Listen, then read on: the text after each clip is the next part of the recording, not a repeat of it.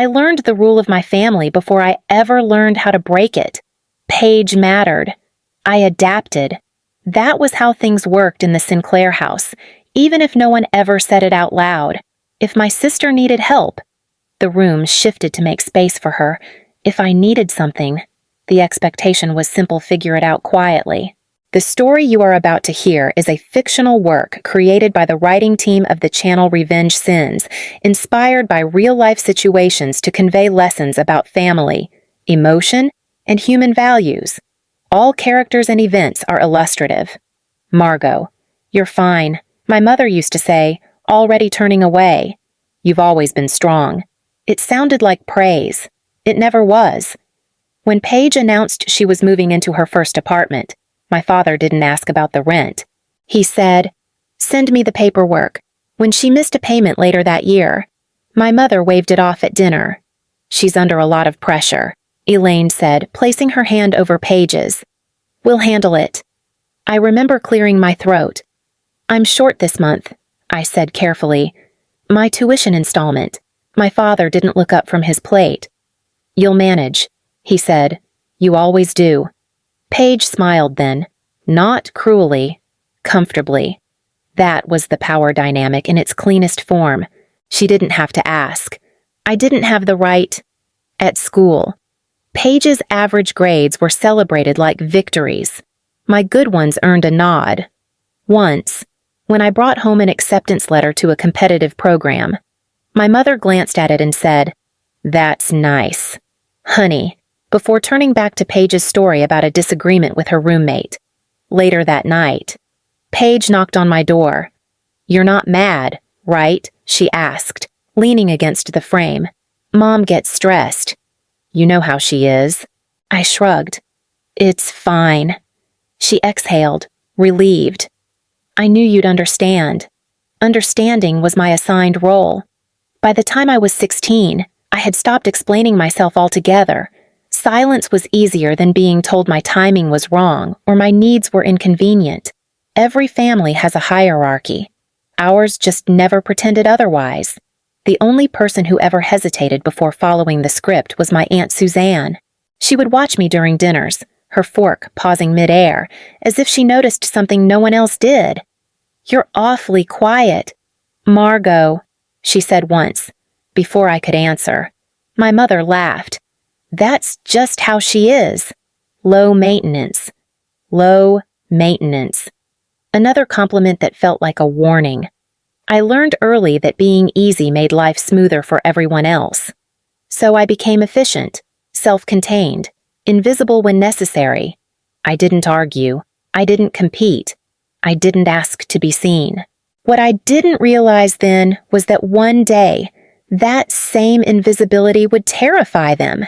If you've ever been told your whole life that you'll be fine, you may recognize what that really means. And if parts of this feel uncomfortably familiar, stay with me. Sometimes the quiet stories are the ones that explain the most. No one ever sat me down and said Paige was more important. They didn't need to. When Paige decided she wanted to quit cheer halfway through the season, my mother made 3 phone calls before dinner. "She's overwhelmed," Elaine said, her voice tight with urgency. "We don't want to push her too hard." My father nodded. Mental health comes first. I was 12. I had a science fair the next morning. "I need poster board," I said from the doorway. "They're due tomorrow." My father sighed, not angrily, tiredly. "Can it wait until the weekend?" "It's due tomorrow," I repeated. My mother glanced at the clock. "Margot, you should have told us sooner." I learned then that urgency only counted when it belonged to Paige. At birthdays, Paige's wishes shaped the guest list. At holidays, her preferences determined the menu. If she was upset, the entire house softened around her like insulation. When I was upset, my mother lowered her voice and said, "Let's not make a big deal out of this." Once, after Paige crashed her car, my parents spent the evening on the phone with insurance. The next morning, a rental sat in the driveway. "She needs to get to work," my father explained. 2 weeks later, when my laptop died the night before finals, my mother looked at me and said, You're resourceful. You'll figure something out. I did. I borrowed one from the library and stayed up all night. Paige noticed these things, but she never challenged them. You don't really need help, she told me once, flipping through her phone while I folded laundry. You're better at handling stuff. That's one way to put it, I said. She smiled, reassured by my tone. I knew you wouldn't take it personally. That was the problem. Everyone assumed I wouldn't. The only crack in that certainty came from Aunt Suzanne. She didn't confront my parents. She didn't pull me aside for dramatic conversations. She just watched. At one dinner, when Paige was praised for getting an average performance review at work, Suzanne turned to me. And how are things going for you? Margot. The table went quiet. My mother answered for me. She's busy. Always working, Elaine said, but she likes it that way. Suzanne's eyes stayed on me.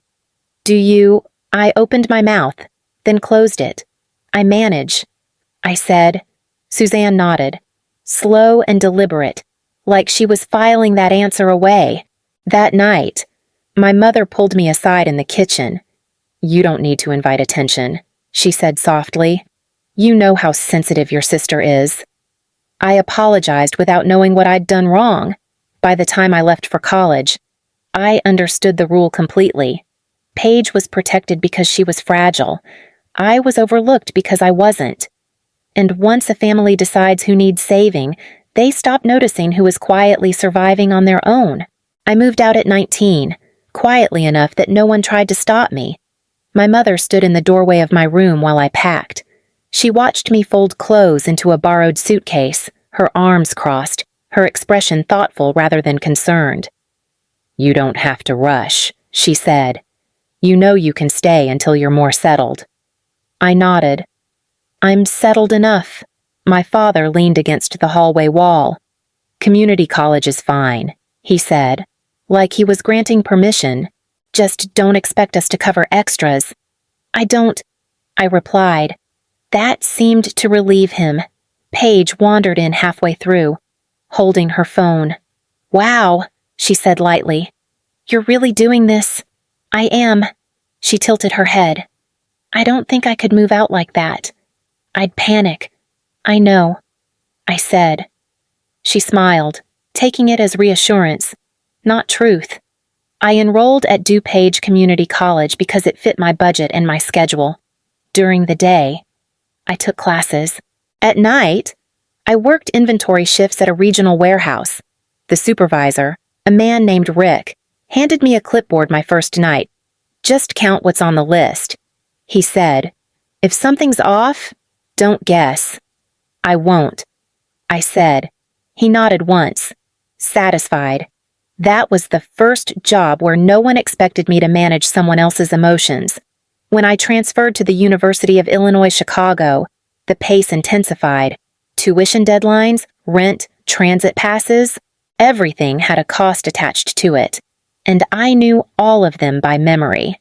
My parents asked how school was going in the same tone they asked neighbors about the weather. That's good, my mother said when I told her my major. Paige is thinking of switching again. Paige chimed in immediately.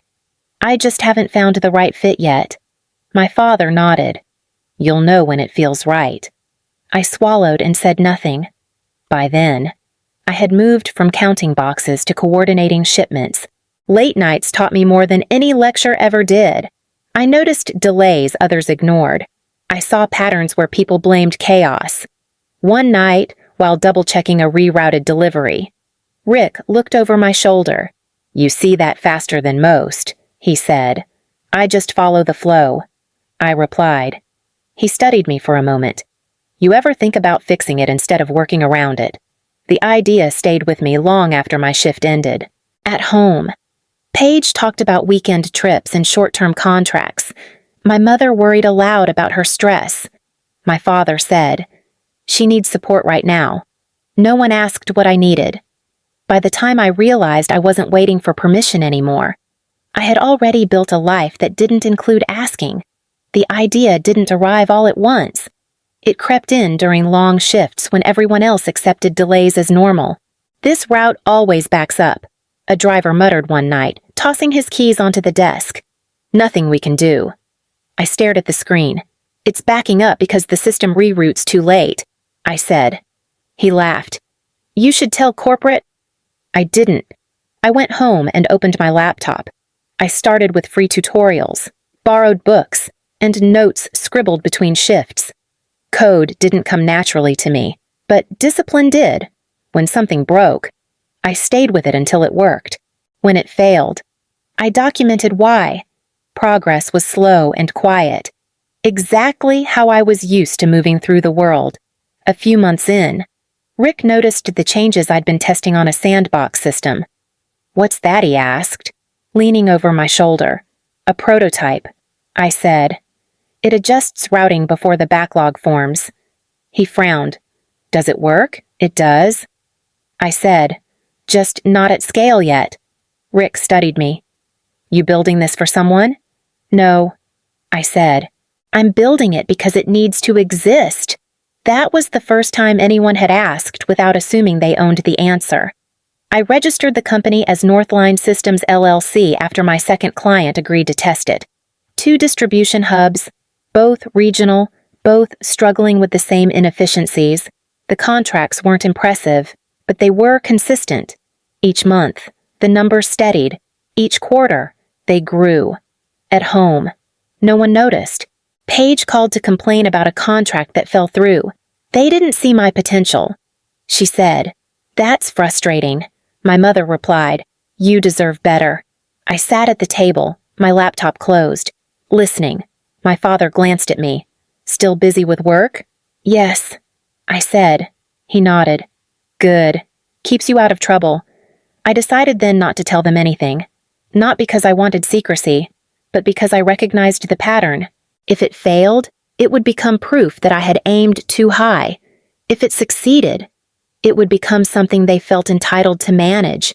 Silence was safer. As the system improved, so did the conversations with clients. I hired one contractor, then another. My apartment turned into an office. Late nights blurred into early mornings. But the work felt different from survival. It felt deliberate. One afternoon, an email arrived from a logistics software firm based in the Midwest. They wanted a demonstration, then financials, then a follow-up call. I closed the message and sat back, steadying my breath.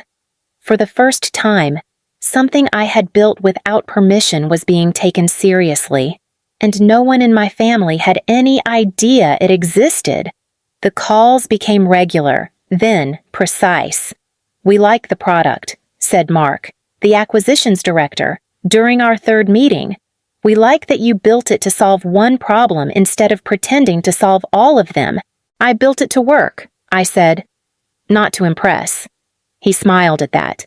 "That's why we're here." They asked for numbers. I sent them. They asked for contracts. I sent those too.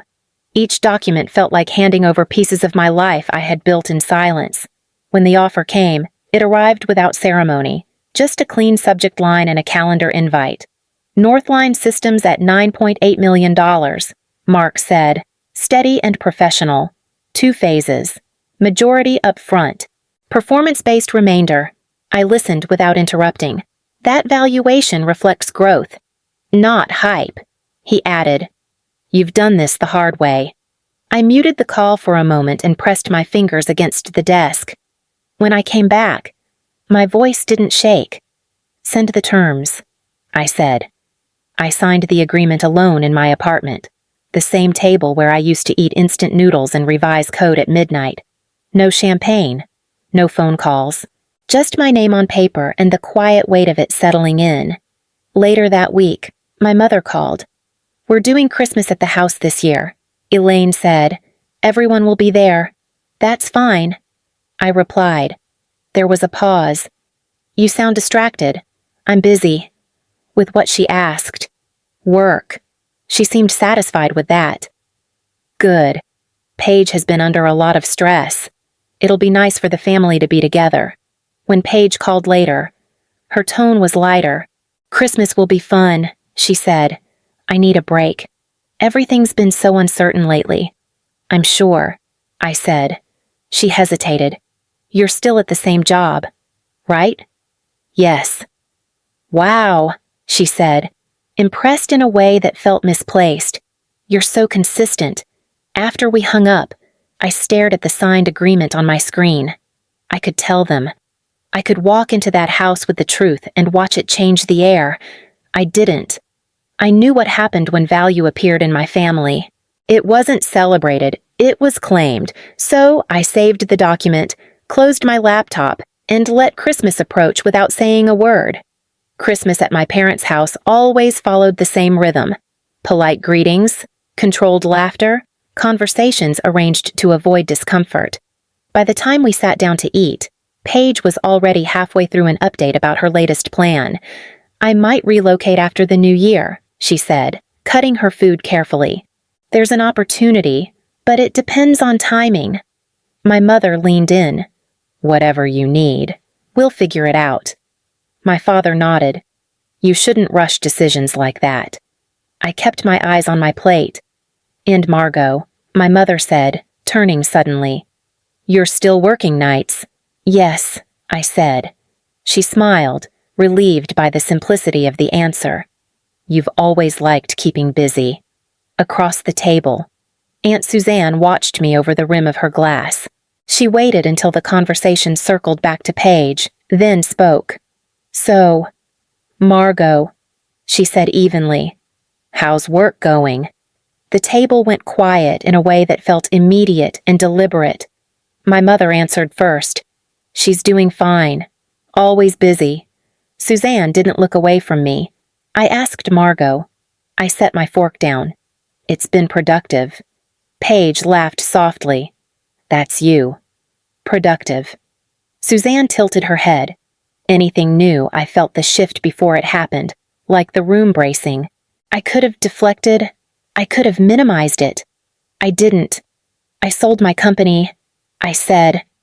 My father froze. My mother blinked. Paige frowned. What company? A software firm. I said. Logistics systems. Suzanne nodded once, as if she had been expecting that answer, and my mother asked, her voice careful. The acquisition closed earlier this month. I said, just under $10 million. Silence settled over the table. Not surprise. Calculation. My father cleared his throat. You never mentioned this. I wasn't asked. I said. Paige's face drained of color. You're serious. Yes. My mother's smile returned, thinner this time. Why didn't you tell us the question landed heavier than the number? I didn't see a reason to. I said. She reached for her glass, then stopped. Margot, families share things like this. I built it alone. I said. I handled the risk. I handled the work. Paige pushed her chair back slightly. So you're just sitting on that I'm managing it. I said. My father finally spoke. This affects all of us. No, I replied. It affects me. The air shifted then, sharp and unmistakable. Paige's voice trembled. I've been struggling, she said. You know that. I do. I said. My mother placed a hand on Paige's arm. Your sister has resources now. It's natural to expect support. Support isn't automatic. I said. It's offered. My father's jaw tightened. We raised you. You raised us differently. I said, quietly. No one argued with that. Suzanne stood. I think that's enough for tonight. As plates were cleared in silence, I understood something with absolute clarity. They weren't shocked that I had succeeded. They were shocked that it had happened without them. And once that truth entered the room, Christmas was already over. The calls started 2 days after Christmas. My mother's voice was softer than usual, carefully measured. We've been thinking, she said. Your sister's situation isn't sustainable. I know, I replied. She's trying. Elaine continued, but stability takes time. I agree. There was a pause, long enough to carry expectation. With your recent success, she said. We assumed you'd want to help. I'm not assuming anything, I said. I'm deciding. Her breath tightened. Margot, this isn't about money. It's about family. It always was. Until it wasn't. Paige called later that night. She didn't sound angry. She sounded desperate. I just need breathing room, she said. A short-term cushion. For how long, I asked. She hesitated. Until things even out. They never even out, I said. Her voice sharpened. So you're really going to sit there and watch me struggle? I've been watching you struggle my entire life, I said. Someone else always stepped in. That's different, she snapped. This is real. It's always real when it's yours, I said. The next call came from my father. We're not asking you to bankroll anyone, he said. Just to be reasonable. I am being reasonable. Then you'd understand shared responsibility, he said. I understand boundaries. His voice hardened. You didn't get here on your own. I let that sit between us. I did. After that, the tone shifted. The warmth disappeared. Conversations became transactional. We could talk to an advisor together. My mother suggested one afternoon, just to make sure everything's aligned. My finances aren't a group project, I said. Paige sent a message instead of calling. I thought you were different. I stared at it longer than I should have. By the end of the week, the requests had stopped sounding like requests. We need access to some details, my father said during our last conversation, just in case something happens. No, I said. He exhaled sharply. You're being difficult. I'm being clear. When I hung up, I felt something shift inside me. Not anger. Awareness. They weren't asking for help anymore. They were negotiating control. I checked my accounts that night out of habit, not fear. Everything looked normal. Balances unchanged. Settings intact. Still, I changed my passwords.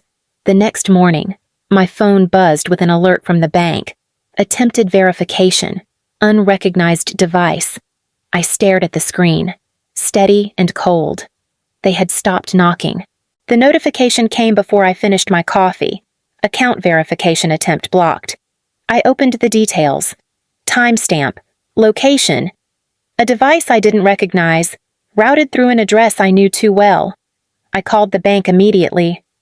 Thank you for calling, the representative said. This is Laura. How can I help you today? I received an alert about a verification attempt. I said, I didn't make it. She paused. I see the activity. It was flagged and stopped. Who initiated it, I can't share names, Laura said carefully. But I can tell you the caller referenced legacy account information. Old joint access, I asked. Yes, she said. From several years ago. They had correct answers to historical security prompts, but failed secondary verification. My hand tightened around the phone. Did they try more than once? Yes, Laura said. 3 attempts over 2 days. 3 attempts. Not confusion. Persistence. I want all legacy permissions removed, I said, immediately. Of course, she replied. We'll also add a verbal password and restrict phone-based changes. Do that. When I hung up, my phone buzzed again. A text from my mother. We need to talk. Urgent. I didn't respond. An hour later, my father called. This is getting out of hand, he said, skipping pleasantries. Is it? I replied. You locked us out, he said. The bank wouldn't even discuss options. I didn't lock you out. I said, I protected myself. You're acting like we're strangers, he snapped. You tried to access my accounts. I said. Silence followed. Not denial, calculation. We were listed before, he said finally. We thought it was still valid. You thought, I said. Or you hoped. Paige's call came next. Her voice was shaking. They told me the funds were unavailable. She said, I look irresponsible. You didn't have permission. I said, I'm your sister, she whispered. and I'm not your safety net." She hung up without another word. By that afternoon, I was sitting in a quiet office across from Marissa Cole. She didn't interrupt as I explained everything. She took notes, precise and calm. "This isn't a family misunderstanding," she said when I finished. "It's a boundary violation." "I know." I said, "We'll formalize protections." She continued, "Written notices, contact restrictions. If they escalate, we document." I nodded. As I left her office, my phone buzzed again. Another message from my mother. Softer this time. "We never meant to hurt you." I turned the phone face down. Intentions didn't matter anymore. What mattered was that they had crossed a line they could never uncross. The letters went out first. Marissa handled them with the same calm precision she brought to everything else. "These are not accusations," she told me, sliding copies across the desk. "They're boundaries. Put into language that can't be ignored. My parents received formal notice that they were no longer authorized to contact my financial institutions. Paige received a separate notice, shorter, colder, facts only. No emotion to negotiate with." The calls stopped after that. Not immediately, but gradually. Like people realizing a door was not locked, just closed. When my father did call again, his voice sounded smaller. "We didn't think it would come to this," he said. "I did," I replied. "You've embarrassed us," he added. "I protected myself." I said, "Those aren't the same thing." He didn't argue. He just ended the call. Paige sent one final message. "I don't recognize you anymore." I typed back, then erased it. Some conversations only exist to pull you back into old roles. I chose not to step into that one again. A month later, I moved to Madison, Wisconsin, not dramatically, no announcement, just a lease signed under my own name, a space that carried no history of who I was supposed to be. I told my parents after the move was done. "Oh," my mother said, "that's far." "It's peaceful," I replied. I began mentoring first-generation professionals through a local program, people who reminded me of myself at 19, quiet and determined, carrying more weight than anyone realized. "You don't owe anyone access to what you build," I told one of them after a session, "especially not the people who taught you to survive without help." She nodded like the words had landed somewhere deep. Every so often, someone asks if I regret cutting contact. I didn't cut love. I say, I cut entitlement. That answer usually ends the conversation. What surprised me most wasn't how easily my family let go once control was gone. It was how much lighter I felt without constantly bracing for disappointment. I stopped checking my phone for messages that never came. I stopped explaining myself to people who never listened. One evening, Marissa called to close out the last file. "Everything's resolved," she said. "No further attempts. No loose ends." "Thank you," I said. "You did the hard part." She replied, "You said no and meant it." After we hung up, I sat alone in my apartment, the quiet unthreatening this time. For the first time, silence didn't feel like something I had to earn. If you're listening to this and recognizing pieces of your own life in mine, take a moment and sit with that feeling. Stories like this don't resonate unless they touch something real. And if this one did, you're not alone in that experience. I didn't leave because I stopped caring. I left because caring had been used as leverage for too long. My life didn't get louder after that. It got clearer. And clarity, I learned, is sometimes the most powerful ending of all.